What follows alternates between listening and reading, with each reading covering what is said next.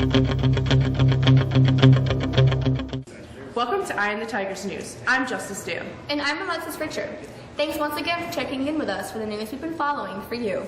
Acting Oswego County Judge Daniel King rejected Gary Thibodeau's request for a new trial based on newly discovered evidence and a claim that prosecutors withheld evidence that could have led to his acquittal. Thibodeau is serving jail time after being convicted in the 1994 kidnapping of former Mexico student Heidi Allen. Despite at least 14 witnesses testifying at the hearing last year that James Steen, Roger Breckenridge, or Michael Bohr made admissions to them about their involvement in the kidnapping or disposal of Allen's body. Judge King wrote in his decision that those admissions were inadmissible. Thibodeau's lawyer said that they would appeal the decision. The remaining 2016 Republican presidential candidates will meet on stage in Detroit, Michigan for yet another primary debate tonight, Thursday, March 3rd at 9:00 p.m. Eastern Time. Retired neurosurgeon Ben Carson said he is effectively ending his bid for the White House Wednesday, concluding a roller coaster campaign that briefly took him to the top of a chaotic GOP field, but ended with a Super Tuesday whimper. Baltimore police are investigating after a school police officer was caught on video hitting and kicking a young man inside a city school. City school officials said with a statement that they are vigorously investigating the incident Tuesday at Reach Partnership School.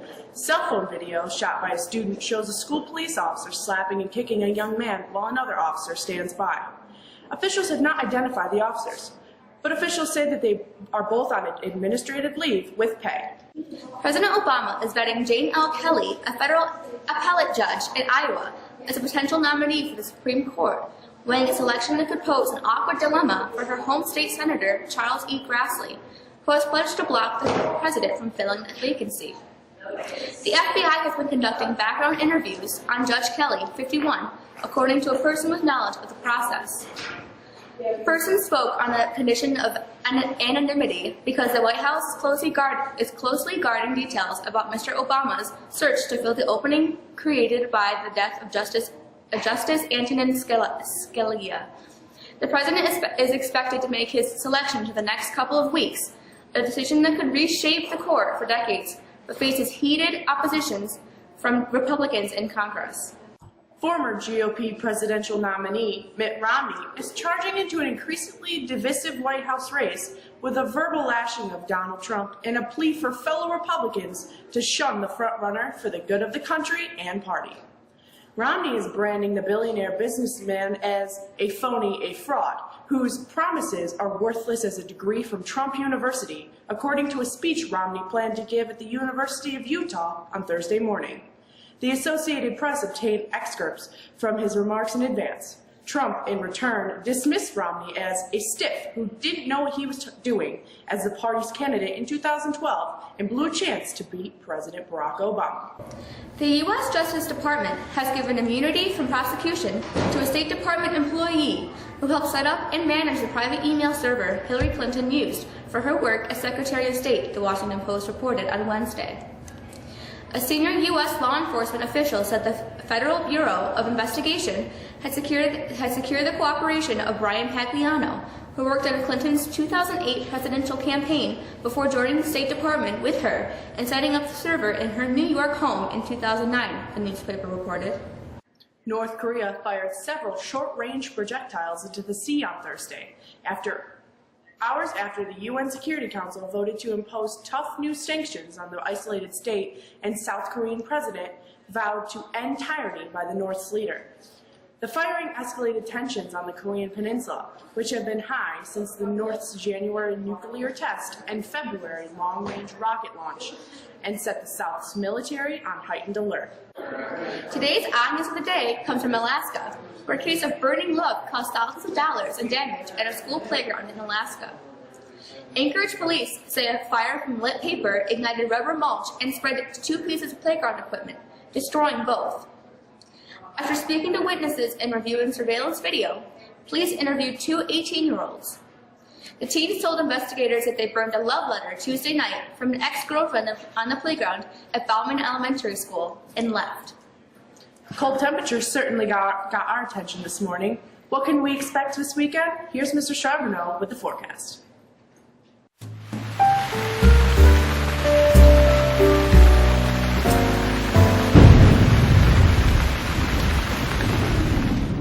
Our skies cleared out last night, and with it, any warmth, as radiational cooling brought temperatures into the single digits as we woke up this morning.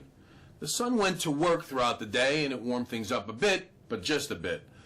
We'll still see only high temperatures in the mid-20s for the rest of our day here on Thursday, but temperatures will moderate for our Friday. We'll see partly sunny skies and temperatures in the mid-30s, and will remain dry. For the weekend, more clouds than sun for Saturday, but some warmer air comes in so that we should approach 40 degrees. Sunday is the day the sun comes out as high pressure takes over. High temperatures again near 40, but it is that high pressure system that will usher in some warmer temperatures. We've seen some early indications for next week that show some real spring-like weather. Warmer in the mid-50s and 60s, and there are even some indications 70 degrees. But with that comes the chance of some rain showers. That's a quick look at our forecast. I hope you have a great weekend. Thank you. Here's Abby with a quick look at sports.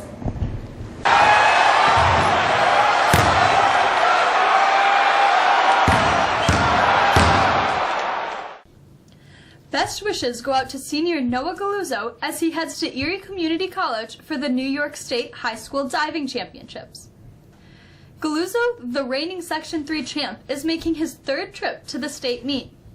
He was also named the News Channel 9 Athlete of the Week. You can find that coverage by going to the link on the district's website. SU Orange Basketball is in need of one more win to qualify for an at-large bid to the upcoming NCAA tournament. At least that's what most experts are saying. The Orange will get that chance on Saturday afternoon when they travel to Florida State for a 2 p.m. tip. The Orange beat the Seminoles a few weeks ago at the Carrier Dome. That's it for a very slow day in sports. I'm Abby Garrett. After weeks and weeks of rehearsal, the curtain will go up tonight on the Drama Club's production of Mary Poppins. The musical is scheduled for March 3rd, 4th, and 5th, with curtain rising at 7 at the Middle School Auditorium. We'll be streaming it live, the Friday night performance, on our Ustream channel. You'll be able to find the link by going to the district's website. The stream will also be archived. The boys volleyball game will be played on March 10th, starting at 7 p.m. in the high school gym. Spring sports are just days away, and athletes are reminded to make sure that all their paperwork is in place, including physicals. And finally, attention seniors. Don't forget to sign up for the senior trip to Ohio in Cedar Point outside of the chorus room. The class needs at least 30 students to sign up. Well, that's all for us today. For the staff of Eye on the Tigers News, we hope you have a great rest of your day. I'm Justice Dan. And I'm Alexis Richer.